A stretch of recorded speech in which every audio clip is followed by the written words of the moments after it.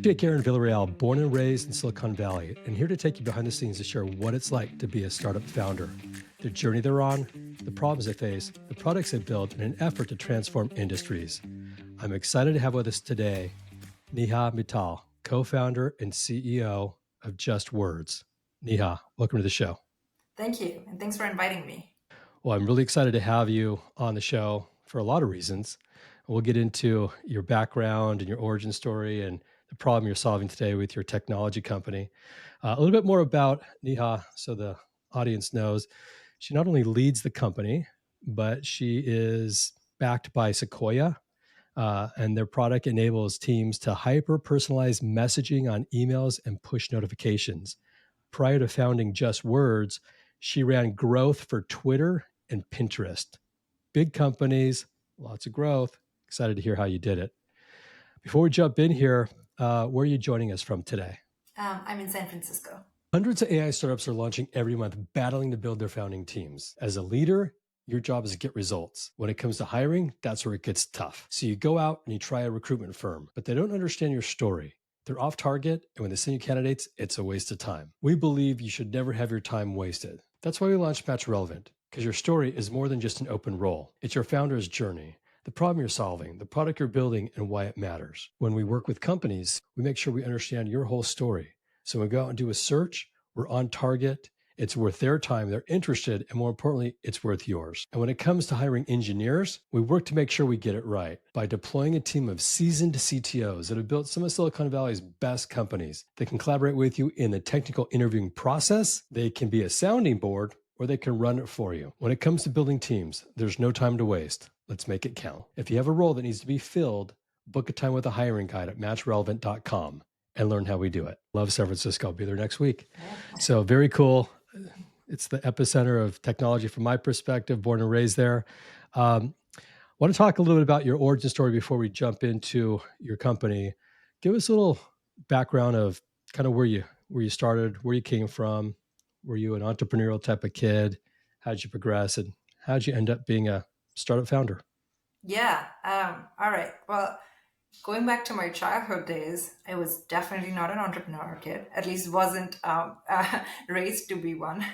I was definitely told do the least risky thing, and that's what's going to make life successful. My parents Yeah. definitely had a very different definition of success, of course. And so, yeah, like I was always trained to be doing things that are easy, like pick up engineering so you can find a good software engineering job. And so that's what I did when I went to Singapore for my college degree. Except I remember in my second year, I called up my dad and I was like, I don't want to be doing this. I think I want to pick up business and I want to run a business. And he's like, where are you getting these ideas from? uh, and I was like, oh, one of my friends told me about this thing called technopreneurship, where I could use technology in something called entrepreneurship. And I didn't even know what that word means then. And he's like, I don't think that's a good idea. Stick to what you're doing. He's like, all right, cool. So I went on to study engineering, and as I went through college, I did some startup stuff on the side. But then I go on to work with Goldman Sachs again. All good stuff, exactly what my parents wanted. Um, I am frustrated there. In a couple of years, I'm just like, I don't know what I'm doing, and I think I want to, build my own company. I didn't have the guts though, because past 20 years, it was a very different sort of take that I was used to. So it wasn't easy to change something that was so core or so much ingrained in me as I was growing up. Um, so, and yet I'm on the tipping point, in Goldman, I'm just like, somebody give me a path to get out of this. It's interesting.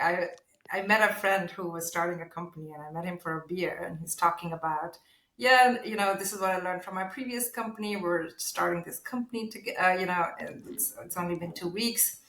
And I'm like, oh, this is so exciting. And then next day he calls me. He's like, hey, do you want to join us?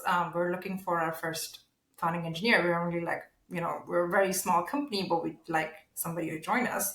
And we won't be able to pay you the Goldman salary, obviously.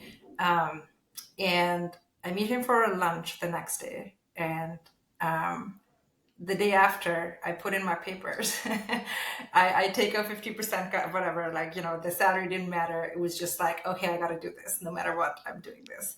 That was sort of the first crazy-ish decision in my life that I took, to be going to the startup path, right? Everybody, all my friends were just like, you're going crazy. What is this insane thing? But within a few months, they're like, okay, this was the best decision of your life. You're very happy in whatever you're doing.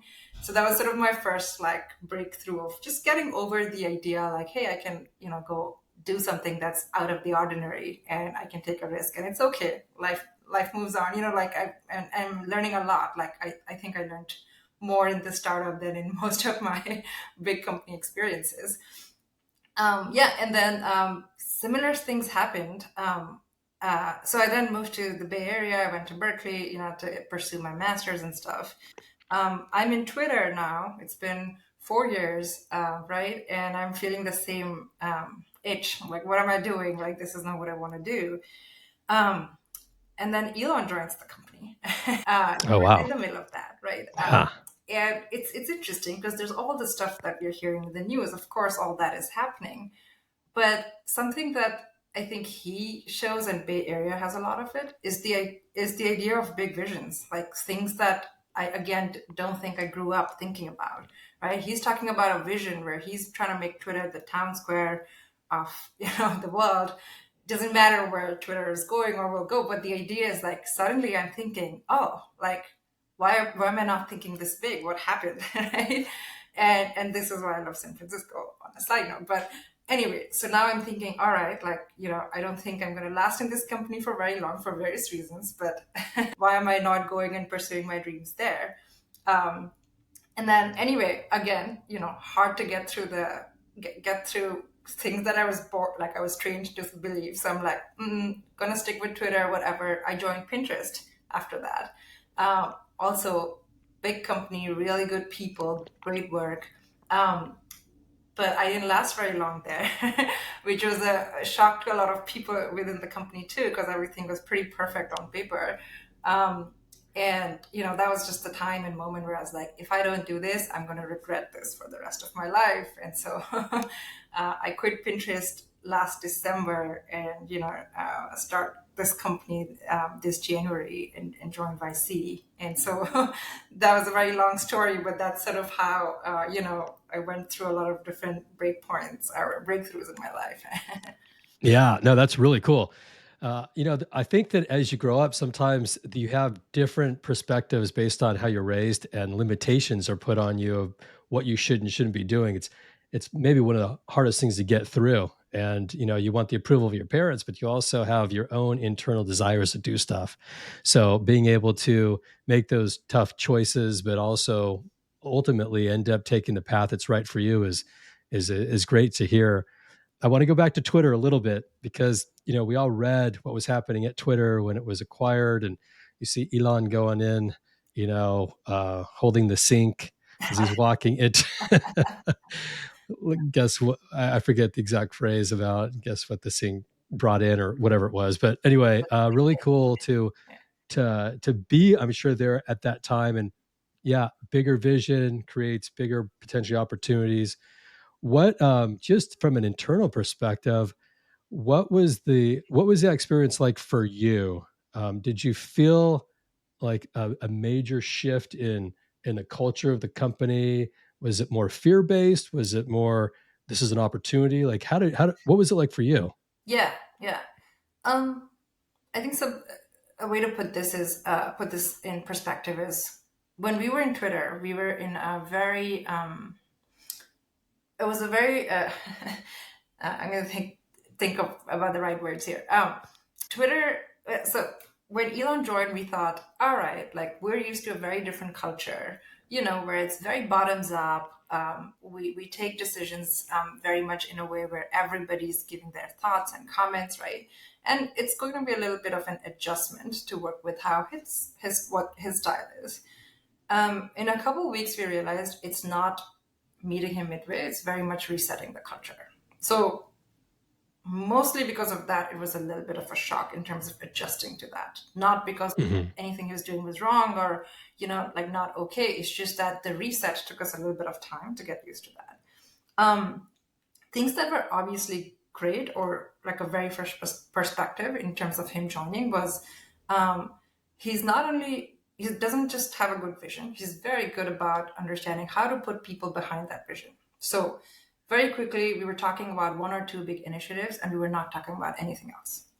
That was one of the big lessons I learned as I think about being a good CEO. Like, how do I bring focus to the company and not try to tell them to do 10 different things at the same time, right? He's very good at that. He's also very good at cutting down the bureaucracy. There's not, we're not talking to 15 managers. Everybody's focused on doing work, getting things done. That was great. Um, I also saw him make really good decisions based on intuition. I think it helps that he was a power user of Twitter, but also he's very good about not thinking five things at the same time, but making a decision based on what he thinks is right. Doesn't mean it's always right, but what people needed in that time was a direction more than whether it's the right direction or not.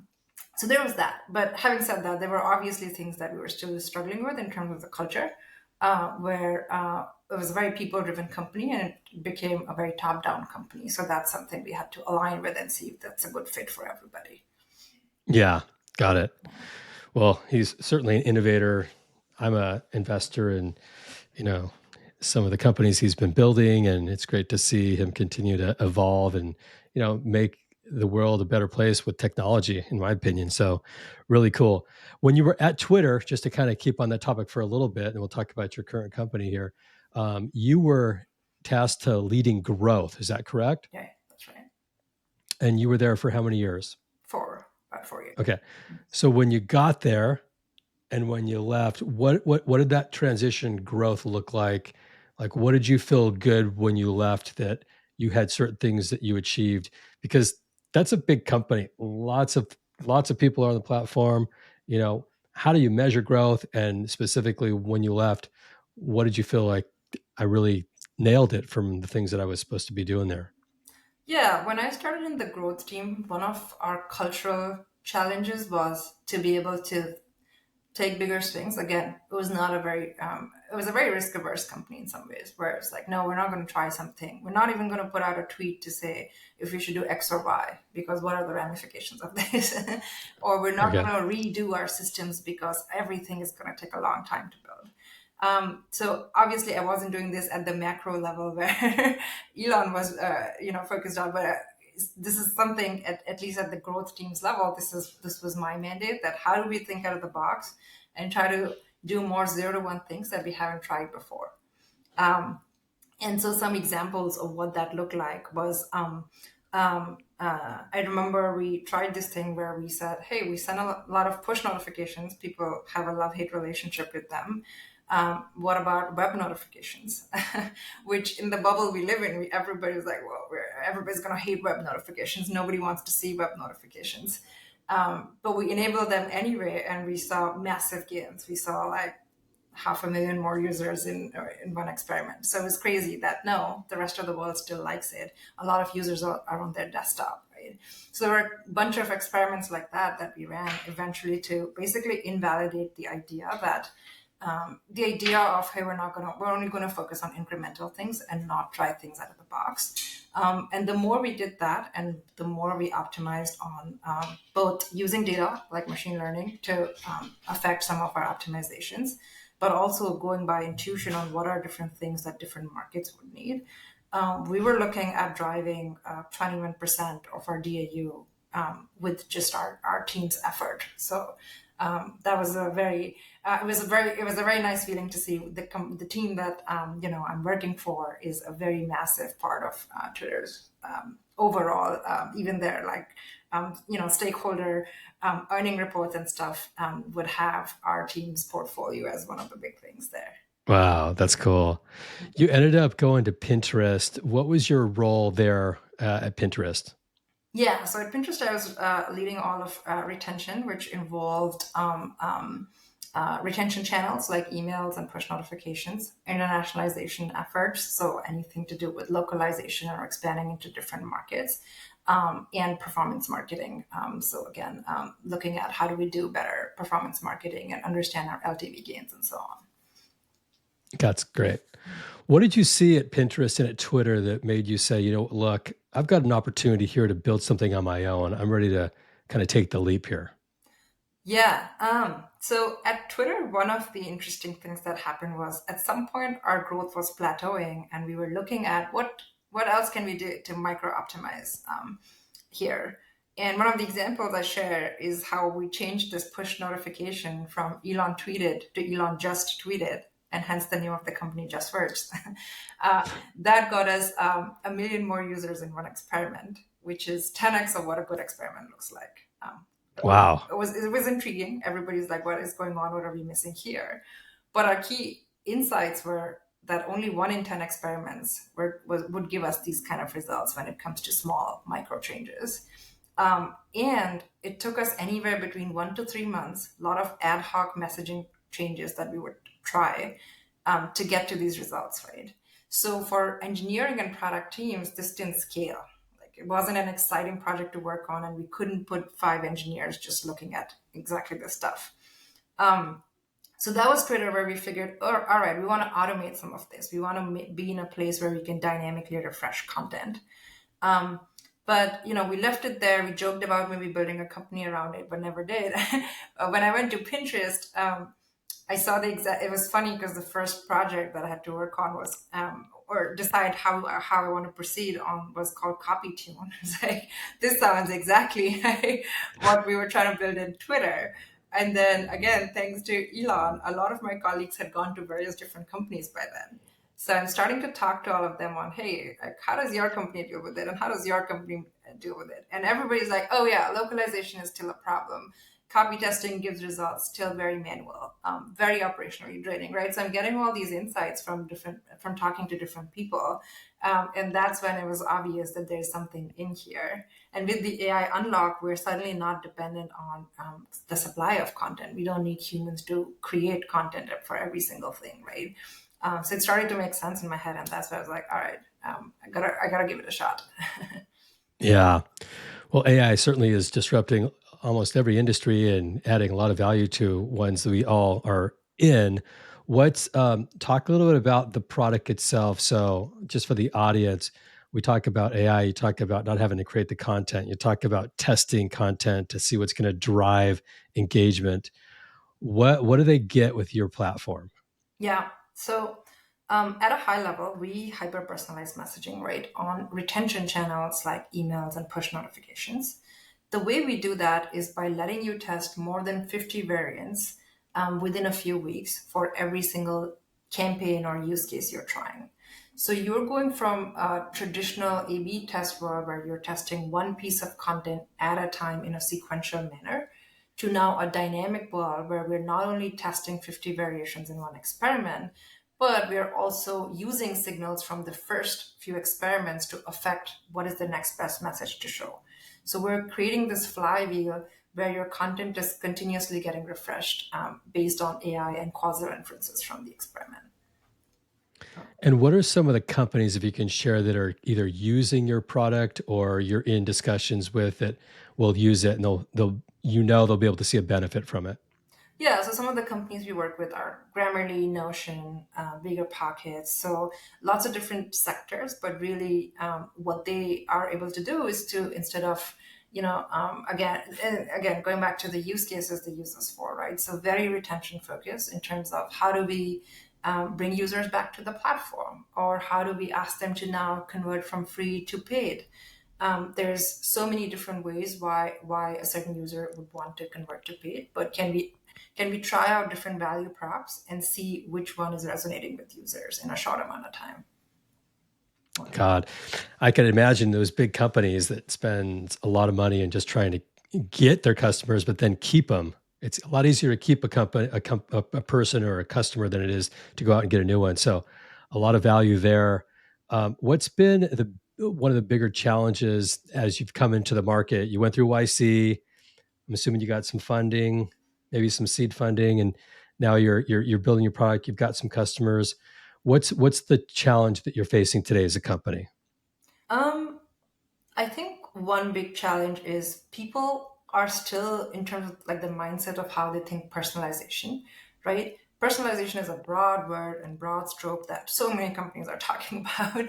Um, and yet people are still trying to figure out this category, it's almost a new category of things, which is right between your channels like emails and so on, and between segmentation of users that companies like Amplitude is solving for. So you've got your Amplitudes of the world and you've got your HubSpots of the world, right? But in between, there's this personalization layer that's still missing that connects users to content. So positioning it that way and having companies see the value of how you want to go from the one-off if else's that you're used to writing in your journey builders to a world where it's absolutely automated using machine learning. Uh, that's been a little bit of a challenge in just like like getting people used to the idea of this. But I'm sure with AI, it's definitely going to happen sooner than later. Yeah. When you talk about AI, there's a lot of companies that are starting now that are really, we look at them as an AI first company, where they're starting with AI as like the foundation of what they're building, and then they're taking their product or service to market. How much of your platform is really built on AI? Yeah. Our platform uses AI as an accelerant. It is not AI is not sort of a deal breaker, if I were to put it differently, right? The platform really started from a core problem that we were seeing both in Twitter, Pinterest, and many other companies, right? However, the platform is not complete if AI is not in the loop. Because the way this works is we test out lots and lots of variations, but we need a machine to be able to generate new variations. So it completes the flywheel, but it's not. It's not that without AI, we wouldn't be building this company. Gotcha. How long have you been around now as a company? 10 months. Wow, very, very new. Yeah. And that's great. You've already got traction with customers. Um, a lot of times you start with an idea and you make shifts and pivots, but with 10 months, my assumption would be is you kind of started with your thesis and you're building that out.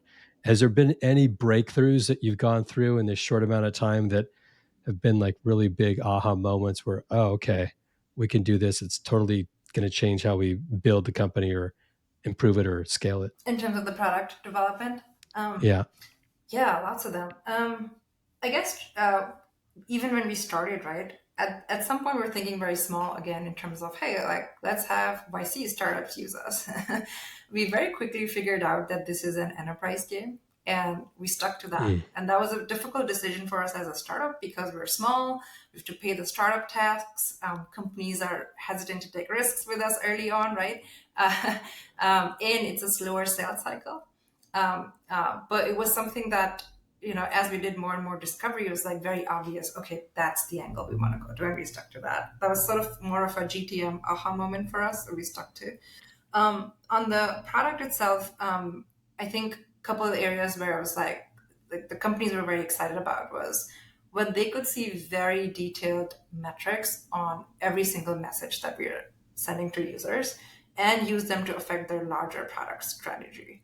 So something that we were imagining will give them a lot more experimentation speed. But what we hadn't thought through was, all right, some of these insights can be so valuable that you can start predicting your audiences from here, which is a huge unlock outside of the tool itself. It's helping companies almost like drive product strategy in a more methodical way. So that's the exciting next step we are also working on in terms of giving that out of the box to users. Yeah, that's really exciting. When you sell it, when you're out there presenting to companies, I'm assuming it's founder led. You guys are 10 months old and you're probably in front of the customers. Who are you selling to within the company? Is it the marketing team? Is it the growth team? Who cares most about the problem you're solving? Yeah, we specifically sell to lifecycle marketing because they're the most focused on the user journey, all the way from activation to retention, and further monetization and upsell. So those are the key users we sell to. And getting into the marketing aspect of it, what's been a strategy that's worked for you to get in front of these lifecycle managers? Yeah, first, it really helps to be somebody who was in this space. So conversations Yeah. are easier for me where I'm like, I struggled with it, and they're like, we did too. And so, Yeah. that really helps because empathy is very easy for me to strike. It's like, yeah, I know exactly what you're You've been there. Yeah. yeah, yeah, that's that. Second, it also helps to stay sector focused. So we're going sector by sector rather than looking at everything at the same time. So if you notice, we're looking at productivity, we're looking at now real estate, e-commerce, and so on. So that helps because as we build the product, we're building intelligence per sector rather than just doing broad strokes. So those things, and then eventually, honestly, the value prop of how do we set a culture. Sorry, stepping back, right? As I talk to growth leaders, one of the things that they're constantly talking about is how do we change the culture of experimentation in the company. Everybody wants to be more data driven, and tools don't solve for something that's as complicated as the culture of the whole company. So one of the things that we discuss a lot is how do we bring this tool as a way to bring a culture of continuous experimentation. And that's been an interesting conversation because we step back from here's the SaaS offering and we look at the larger world of what would you like your growth teams to do, right? And they're like, we cannot guess what works in growth. If we could, we wouldn't have a job, right? We don't know what works for our users at scale. Right. Right? Like think, I guess elections are here, right? So we didn't know we in election like world we cannot tell if it's economics, if it's immigration, if it's a different topic that people care about, right? You have to wait for the results to see what people care for, right? That's not true, thankfully, in B2B companies where you can take small samples and figure out what your users are resonating with, right? And so growth leaders are like, we don't know what works. The only thing we can do is to try a lot of different tests and Right. see what works, right? Can you help us get there? And that is a big, big win for them if you can. So, and that's sort of the secret sauce of the tool. Yeah. I like that secret sauce. You talked about enterprise clients are your focus. You talked about Grammarly and Notion, some big companies. But I know there's a lot of mid-market companies and smaller companies that are also struggling, I'm sure, with that same problem of, what messages should we use? How do we automate it? How do we really drive results out of our marketing initiatives? What do you say to those companies that reach out to you? Yeah, there's a couple of discovery patterns there. One, micro optimization is not a hair on fire problem for them. They would like to have that, but they're still trying to figure out foundations of what are our core channels, how do we do a multi-channel strategy, and that's intentionally not our game. Like we want to go personalization first, not we're not building foundational infrastructure, we're building foundational infrastructure for personalization. So that's why we're very intentional on starting with enterprises. The second reason why enterprises are working out well is because they have the traffic to support quick Yeah. experimentation. Yep. So, just how the product is designed, it works better for companies that have more users. Really cool. What are you enjoying most about being an entrepreneur right now? Um, what I enjoy the most is I can now be a product manager for 10 companies rather than one company at a time. Okay. So There you go.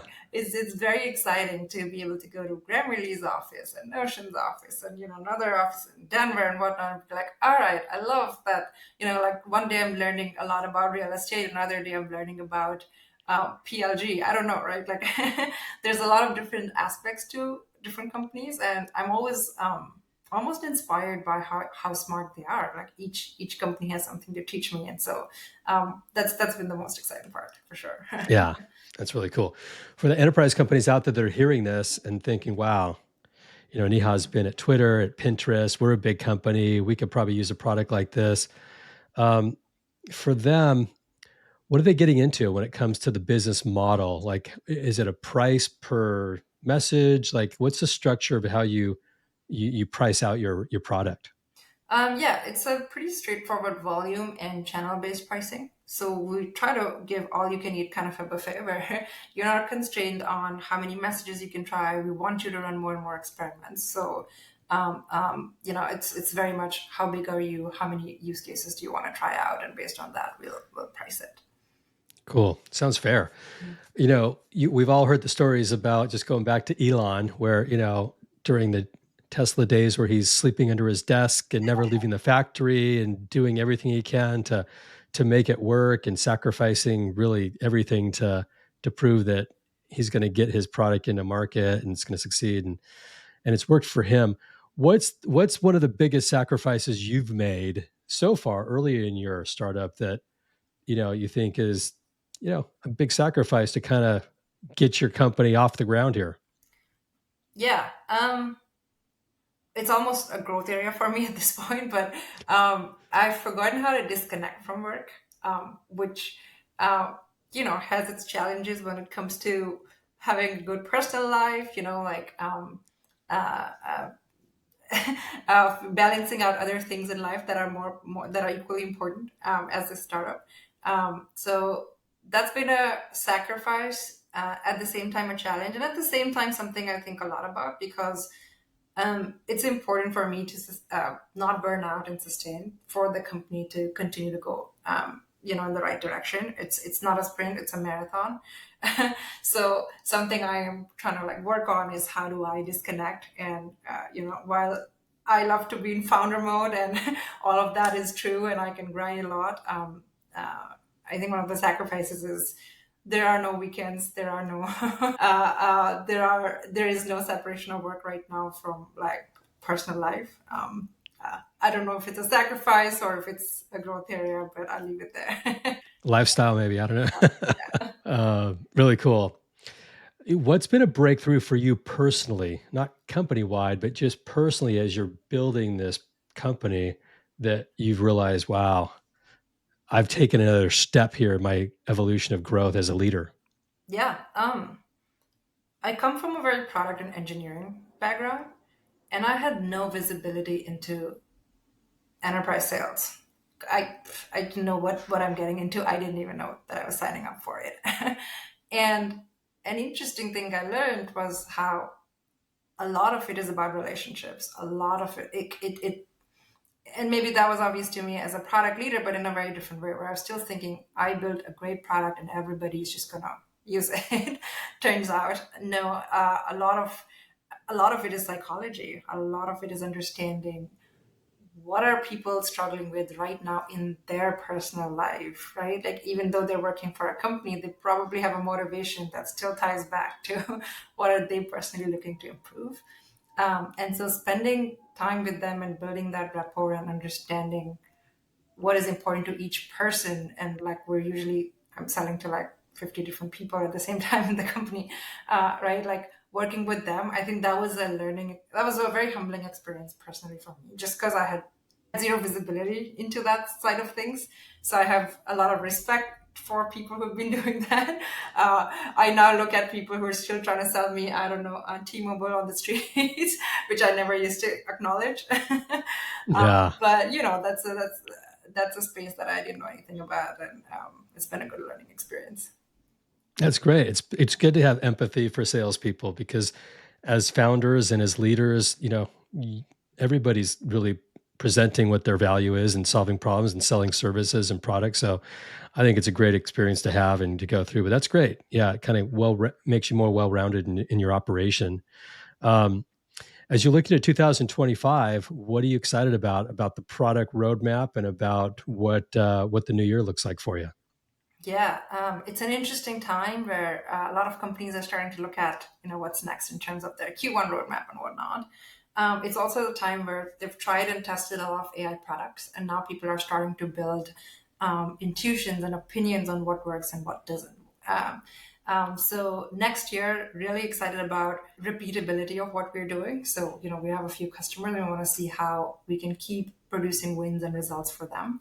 And at the same time, we've been talking about this vision where everybody's going to have their own AI bots, personal bots, as well as business bots. Can we like really action on being this orchestration or communication layer for companies where they can truly communicate with every user at a hyper personalized level? So excited to see that come in life as a vision. That's exciting, but I want to see how far we go as a company in actioning that for other companies. Yeah, Yeah. that's really cool. Well, I'm excited to see how things go too. You've got the great background and the foundation, and it sounds like you got customers in the pipeline that you're working with today. So really, really good signs. Be great to check back with you within 6, 12, 18 months and see how things are going. If anybody wants to find you, Neha, where do they go? And if they want to find your company, Just Words, where do they go? Yeah, so the best place is LinkedIn, or our website. It's called justwords.ai. And if you want to find time with me, you can literally go to contact us on justwords.ai. That has my direct calendar link, and you can find time with me there. Uh, I love that. yeah, Very cool. yeah. I want to thank you so much for coming on the show and sharing your story and your origin story as well. I think it all ties in real nicely and excited to see where things go for you. I also want to thank the listeners for joining us. It means a lot to me. You spent your time with us today. I'm your host, Jake Aaron Villarreal, signing off for now, but can't wait to catch up with you all next, Neha and the world, on the next episode. See ya. If you like what we're doing, don't forget to subscribe. Leave a review on Apple Podcasts or wherever you listen. And follow us on YouTube, where we go behind the scenes to learn what it takes to be a startup founder.